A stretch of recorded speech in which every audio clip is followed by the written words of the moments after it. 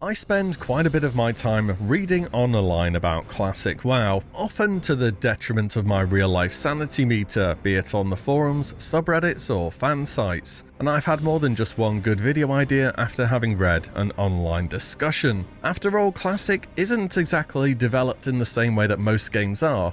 The next big patch isn't a mystery, or the one after that, or even the one after that. We very much know what's going to be coming in the future. After all, it's just the re-release of a game as it once was, with some changes here and there these days. And one thing I've read time and again when Blizzard puts something up on the PTR for testing is, why have you got to test the old game, Blizzard? Look, just go find the WoW patch that you have on your database or something, go click on it and press Ctrl-C, then go to the live game environment, press Ctrl-V, and there you go, all done. Can't be any harder than that, surely. I mean, you've already released this game once, it's not like anything new could go wrong, is it? Well, as it turns out, it can. In fact, a lot of things can go wrong, and there's a few reasons for that really. As far as we know, there isn't really a concept of a classic client because it's the same as the retail one. That's why we have quality of life features such as the reconnect button to log back in, instead of having to close the game and relaunch through Battle.net, because come on, who actually retyped their password in? It's more Blizzard are going through tons of patch data and rebuilding Classic onto newer infrastructure, which means sometimes players discover new things or unintended interactions which make it into the game. Some of these may well have even been possible back in 2008 and 9. It's just nowadays things are shared way faster through Discord, YouTube, Reddit and so on. So I thought, why not go over some of the biggest bugs Wrath of the Lich King has seen so far? See how many you've experienced yourself. I bet it'll be quite a few of them. Let's start from the start with the launch day of Wrath Classic, which saw thousands of new and returning players alike embarking once again on their trip towards Northrend. And broadly speaking, it was quite a solid launch. Layering had come a long way since the start of Classic and allowed for players to be divided up on even the biggest servers in the world. I first personally went to the Howling Fjord and the trip went off without any problems, that wonderful scenic ship ride in. Though later in the day when I decided to go see how people were starting off in the Borean Tundra, it was a little more problematic. Well, at least it was on the Alliance side. Perhaps Horde Zeppelins worked because one of our ships didn't. The boat from Stormwind was stuck in a looping loading screen that was going straight back to Stormwind once again. It was like playing on a toaster level PC back in 2004 where your game couldn't load the new zone before the boat takes the trip back. The fix to this? Well, Blizzard just added a teleporter to the Dockmaster. It's still there today. It doesn't quite capture that first voyage feeling into the tundra, but I guess it's better than being stuck in boat limbo. Speaking of things that happened right at the start of the expansion, remember the pre-patch event, the whole zombie invasion, elites attacking the capital cities and so on? It was supposed to end around the same time that we took our first journey to Northrend. Keep in mind the pre-patch began on August 30th. I don't know if it's like this on anyone else's server, but on Pywood Village EU, nobody's gone and told the NPCs in Shatrath that the event ended like 6 months ago now. I'm pretty sure we still had the Argent Dawn NPCs in Ironforge and Stormwind when the Lovers in the Air event was on as well. I just didn't think to record it then. We had grown to accept them as part of the city. Can't be too careful with a Scourge now, can you? Okay, one more from launch now. So if you got to 80 really fast and started to queue Wintergrasp, you would quickly find out that it wasn't totally working as intended. See, the battle is only supposed to take place once every 3 hours on a cross-realm basis. The fact that it was cross-realm was a change from the original game too. Maybe this had something to do with it. Either way, at launch it was found out by players that Blizzard had not put a cooldown on the ability to queue Wintergrasp, and due to the nature of this battleground being available once per 3 hours and not being spammable, it gave a pretty generous amount of honor, and as it was cross-server, the queue just popped instantly every single time. It was one of those rare times where the Horde and the Alliance would work together to maximize honor gains by allowing the attacking side to win as fast as possible, by feeding the enemy team loads of kills so they could quickly upgrade their siege engines and end the game in a matter of minutes. Players then reported upwards of 50,000 honor per hour, which is totally insane, on top of the winter grass marks that could be used for looms and various PvP gear. Blizzard took notice soon enough though, and implemented a cooldown on winter grasp, so it was working as it should have been. In the end though, this one was a case of exploit early, exploit often, as players kept their honourable gains. The next one I've got for you has to be one of the most bizarre bugs I've ever heard of in World of Warcraft. This is Saronite bombs rebuilding Lich King's platform levels of how on earth did this happen.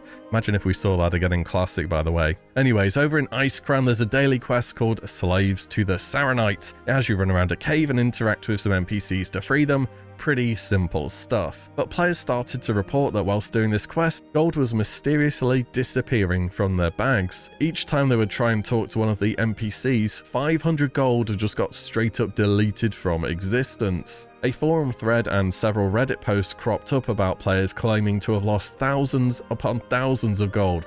One player, 34,000. Others jumped on this thread too because there was no way something like this could actually be real. Surely it was just people having a go at getting free gold from Blizzard. Until there was a blue post reply claiming that those affected would be refunded for their lost gold. As far as I'm aware, we never found out why, but instead of triggering the text to free these NPCs, instead they just took 500 gold from your inventory. A few days later, Blizzard sent out refunds to those affected and probably put a lot of people off from going near that cave ever again. The next bug was the bane of my existence while leveling as somebody who plays two pet classes in Warlock and Hunter.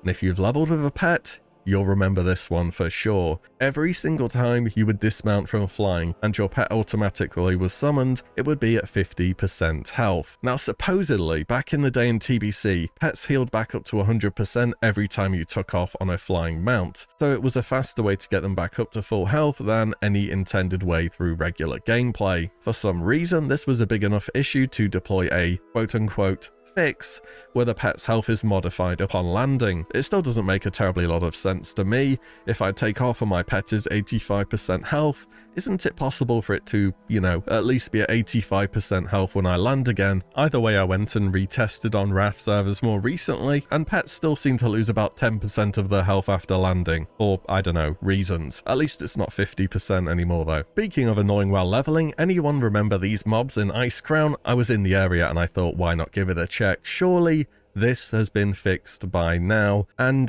yeah, you can see for yourself. I've no idea what's going on with these mobs outside, or especially the mobs to the right just inside the entrance here near the tables, but they are so bugged to just evade out, and they've been this way since the launch too. The strange thing is they can still cast on you and you on them, so it's not like there's an invisible wall or anything. The mob pathing is just mega scuffed. You have to run into their melee distance or they'll just spam evade you. Let's talk about some creative use of game mechanics in raids now. First up was a technique used by hunters to boost them from already one of the best AoE DPS in the game to the best AoE DPS, and it just wasn't even close. So Hunter's ability Volley in Wrath of the Lich King is pretty great. It scales off attack power, it crits, and it has no cooldown. Of course as well, it's a channeled ability at your cursor, similar to Mage's Blizzard or Warlock's Rain of Fire, so you can't do anything else while channeling.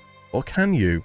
I have no idea how people find this stuff, but as a hunter, if you started a channel of Volley, cancelled it by moving, and then recasted a different rank, both of them would stack at the same time. I managed to get good footage of this during the short period that you can do it. At one point I even managed to get 3 different ranks of Volley to stack at the same time, as you can see here from the clip on details. The delay between each cast was quite simple to get off as well. People even found out multiple different ways to get this technique to work, and Blizzard had to hotfix it twice before it was fully out of the game. But it wasn't just abilities that stacked, talents could stack too. Here's 2 separate examples players managed to figure out. Again, how people find this stuff is beyond me. First up, Death Knight Icy Talon stacking. If there's one class and spec which did not need any help in phase 1, it was Unholy DK.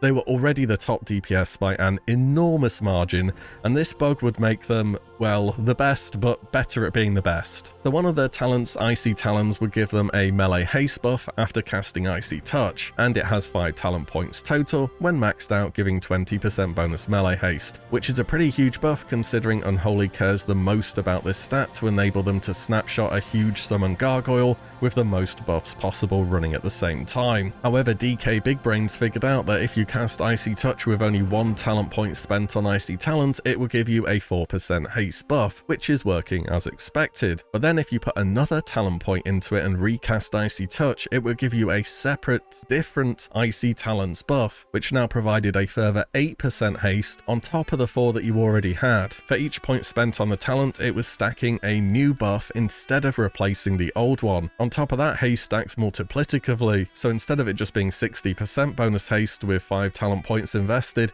it was over 70, which is over 2 extra heroism or bloodlust worth of haste. It goes without saying that this was unbelievably broken. I mean, incredibly inconvenient too. Imagine all your DKs popping their death gates after every single boss to go reset their talents. But yeah, this one got fixed pretty fast. There were other, potentially less extreme versions of talent stacking too, such as an Elemental Shaman talent, Elemental Oath, stacking with a crit buff from Druid's Moonkin Aura. So as you'll know in Wrath, tons of classes share the same sets of buffs and debuffs. It's all part of Blizzard's design philosophy at the time of bring the player, not the class, which after the TBC meta of requiring 5 shamans at all times, I can kind of understand why they did that. Stacking these 2 talents between Elemental Shamans and Boomies would increase the raid-wide spell crit buff from 5% to 8%, and with Warlocks and, well, casters in general being so powerful this expansion, that may well have just warranted a guaranteed raid spot for an Elemental Shaman, who are typically seen as overshadowed by other choices in casters. The problem is, I've no doubt other talent combos would have worked similarly if this could stack, and we would end up with some kind of really weird Frankenstein talent stacking meta, which sounds a lot like very rigid TBC raid comps once again. It's unfortunate for Elemental that this was fixed, but probably for the best. Finally, this has to be one of the more interesting set of interactions we've seen between new sets of talents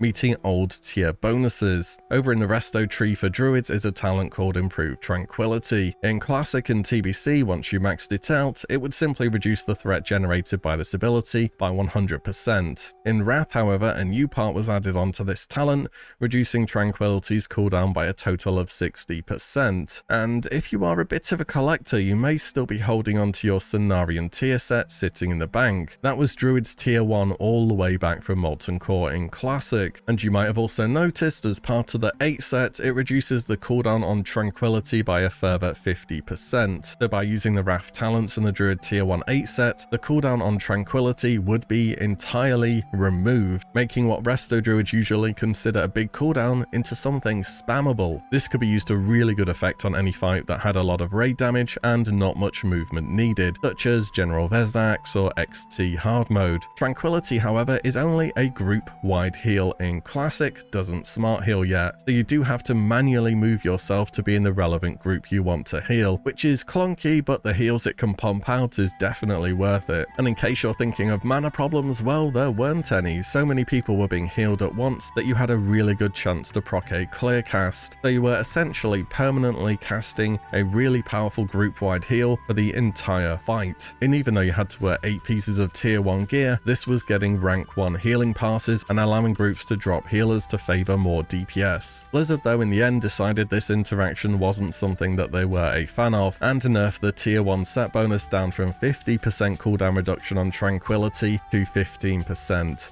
Meaning Resto Druids had to go back to wearing gear from the actual expansion that we're playing. It's always fun to look back and see new, interesting, and often unintended ways that players come up with to break the game, and shows that despite Classic's age, and it being a re-release, it still can have new things to offer. Anything else you think I should have included? Drop it down below. I'm always down to research bugs or exploit type videos. I think they're fun to look up. And as always, thank you all so much for watching and listening in, and I'll see you all on the next one very soon.